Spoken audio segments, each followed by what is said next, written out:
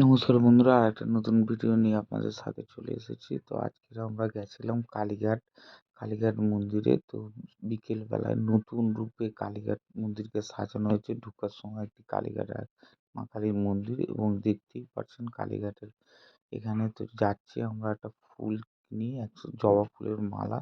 তো জবা ফুলের মালা যদি কিনতে হয় তো এই মাসির কাছে কিনবেন, ইনি খুব ভালো কম দামে মালাও দেন। এই মালাটির দাম 20 টাকা, এবং এই পণ্ডিতজির কাছে কিনবেন, এনার নাম ইন্দ্রজিৎ।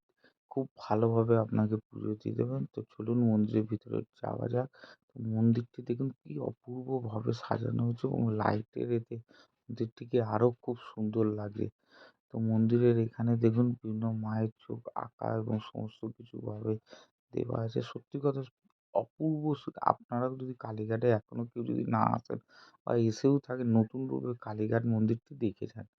এবং এখানেও বিভিন্ন ফুল দেখা যায়, বাট আমি বলবো বাইরে থেকে ফুল নেওয়াই ভালো। এখানে মহাদেবের অনেক কটা মন্দির করা আছে, তার মধ্যে একটা মহাদেবের ফটো আমি দেখিয়ে দিলাম।